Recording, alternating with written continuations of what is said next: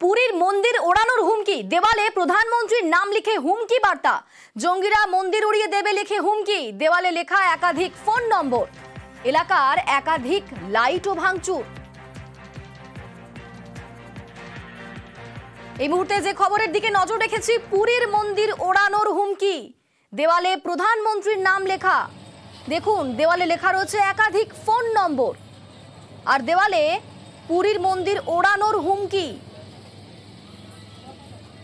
উড়িয়া ভাষায় লেখা রয়েছে হুমকি বার্তা, প্রধানমন্ত্রীর নাম লিখে হুমকি বার্তা। জঙ্গিরা মন্দির উড়িয়ে দেবে বলে লিখে হুমকি দেওয়া হয়েছে। দেওয়ালে একাধিক ফোন নম্বর লেখা রয়েছে।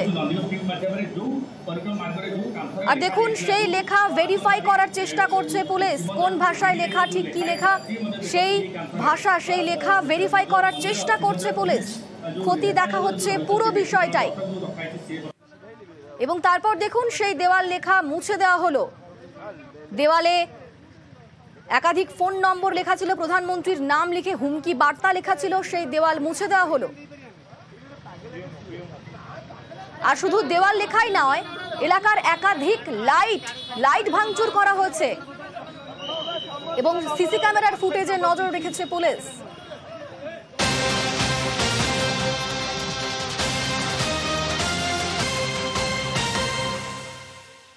আর এই মুহূর্তে যে খবর পাওয়া যাচ্ছে, পুরীর মন্দির ওড়ানোর হুমকি দেওয়াতে ইতিমধ্যেই পাকড়াও করা হয়েছে একজনকে।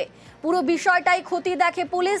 এই ঘটনার সামনে আসার পরেই সেই দেওয়ালে যে লেখা ছিল, সেই লেখা পুরো ভেরিফাই করে পুলিশ এবং তারই পাশাপাশি সিসি ক্যামেরাতেও নজর রেখেছিল পুলিশ এবং তারপরে দেখা যাচ্ছে ইতিমধ্যেই একজনকে পাকড়াও করা হয়েছে।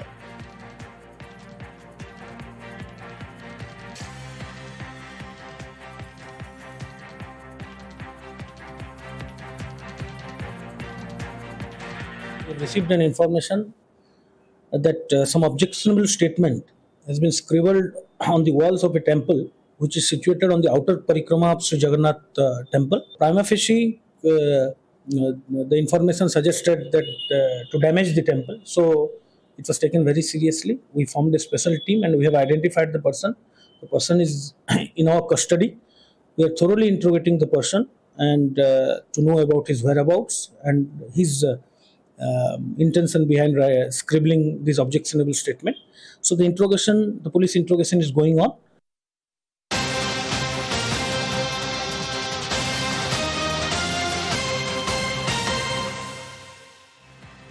ভুয়ো এসি সার্টিফিকেটে বাতিল রেজিস্ট্রেশন বাতিল জুনিয়র ডাক্তারের।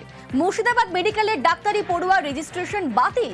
ইন্টার্নশিপ করার সময় প্রিয়ন্তী বিশ্বাসের নামে অভিযোগ ওঠে যে ভুয়ো এসসি সার্টিফিকেট তিনি ব্যবহার করেছেন। আমাদের সঙ্গে এই মুহূর্তে রয়েছেন প্রতিনিধি অভিজিতের সঙ্গে কথা বলবো। অভিজিৎ, ভুয়ো এসসি সার্টিফিকেট কিভাবে জোগাড় করলো সেই পড়ুয়া প্রিয়ন্তী বিশ্বাস? এই ক্ষেত্রেই দেখা হচ্ছে, কারণ এর আগেও দেখা গিয়েছিল ডায়মন্ড হারবার মেডিকেল কলেজে পরমব্রত রায়, সেখানকার দ্বিতীয় বর্ষের পড়ুয়া, পাশাপাশি বাঁকুড়া সম্মিলনী মেডিকেল কলেজে সেখানে একজন ছাত্রী, চতুর্থ বর্ষের ছাত্রী, সেক্ষেত্রে তিনি ভুয়ো এসসি সার্টিফিকেট। আর এবার মুর্শিদাবাদ মেডিকেল কলেজে ফাইনাল ইয়ারে অর্থাৎ ইন্টার্ন এই জুনিয়র ডাক্তার প্রিয়ান্তী বিশ্বাস, সে ভুয়ো এসসি সার্টিফিকেট নিয়ে ভর্তি হয়েছিল এবং এই ফাইনাল ইয়ারে পড়ার সময়ই তখন অভিযোগ দায়ের হয় এবং সেই অভিযোগের পরিপ্রেক্ষিতে রাজ্য অনগ্রসর শ্রেণী কল্যাণ দপ্তর তাদেরকে পাঠানো হয় এবং পাশাপাশি রাজ্য মেডিকেল কাউন্সিল সেখানেও অভিযোগ দায়ের হয়। এবং এবার পড়ুয়ার বিরুদ্ধে, পড়ুয়াকে নিয়ে কি ভাবছে মেডিকেল কাউন্সিল, কি ভাবছে নিয়ে? মেডিকেল কাউন্সিল ইতিমধ্যেই তার যে অন্তর্বর্তী যে রেজিস্ট্রেশন, সেই রেজিস্ট্রেশন তারা বাতিল করে দিয়েছে। পাশাপাশি মুর্শিদাবাদ মেডিকেল কলেজ কর্তৃপক্ষ তার স্টাইপেন্ড বাতিল করে তার বিরুদ্ধে তদন্ত করছে এবং পাশাপাশি যদি প্রয়োজন মনে হয় এই ছাত্রীর বিরুদ্ধে এফআইআরও দায়ের করা হবে, এমনটাই জানা গেছে। বেশ, ধন্যবাদ অভিজিৎ। সংশ্লিষ্ট দপ্তরে জানানো হয়েছে, যেমন ওয়েস্ট বেঙ্গল মেডিকেল কাউন্সিল জানিয়েছি, আমরা ইউনিভার্সিটি অফ হেলথ সায়েন্সকে জানিয়েছি, আমরা স্বাস্থ্য দপ্তরকে জানিয়ে বলেছি আমাদের ফার্দার ইনস্ট্রাকশন দেওয়াও করা হবে। আমরা এই মুহূর্তে সাময়িকভাবে তার স্টাইফেন্ডটা বন্ধ রেখেছি, যতক্ষণ না একটা নিষ্পত্তি হয় তখন স্টাইফেন্ডটা টেম্পোরারিলি উইথহেল্ড করে রাখা হয়েছে।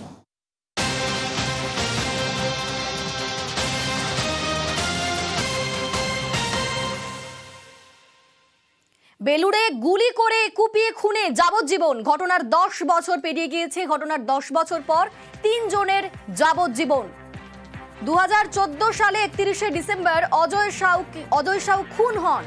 সেই ঘটনার পর পেরিয়ে গিয়েছে 10 বছর। 10 বছর পর এবার সাজা ঘোষণা করা হলো 3 জনের যাবজ্জীবন। যাবজ্জীবন সাজা ঘোষণা করেছে হাওড়া আদালত। 2014 সালের 31শে ডিসেম্বর অজয় সাউ খুন হন। সেই ঘটনার পর পেরিয়ে গিয়েছে 10 বছর। 10 বছর পর 3 জনের সাজা ঘোষণা করলো হাওড়া আদালত।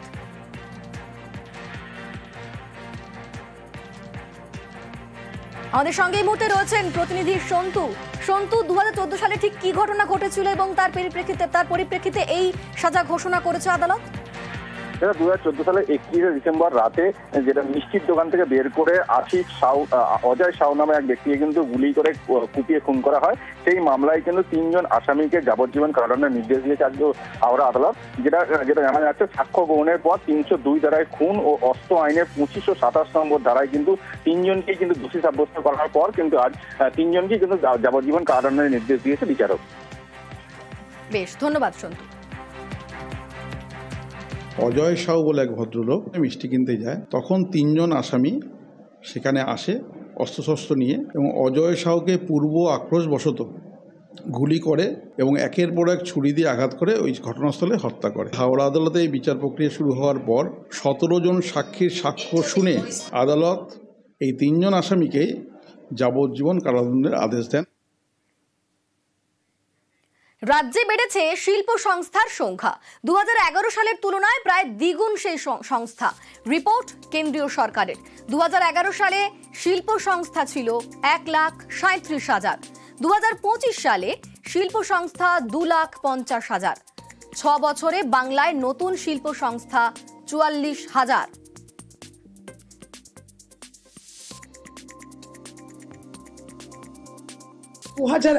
পরে কটা রেজিস্টার্ড অফিস বাংলায় রয়েছে? লোকসভাতে কেন্দ্রীয় সরকারের দপ্তর এবং মন্ত্রী জবাব দিচ্ছেন যে এখানে শিল্পের বৃদ্ধি হয়েছে। 2011-তে ছিল 1,37,156টি। 2025-এ সেটা হয়েছে 2,50,343টি, অর্থাৎ দ্বিগুণ হয়েছে। অর্থাৎ এটাই কিন্তু বাংলার সত্য। সুতরাং ঘাটতি রয়েছে বিজেপির চিন্তনে। তারা অর্ধসত্য বলেন, মিথ্যে রটনা করে বাংলাকে বদনাম করেন।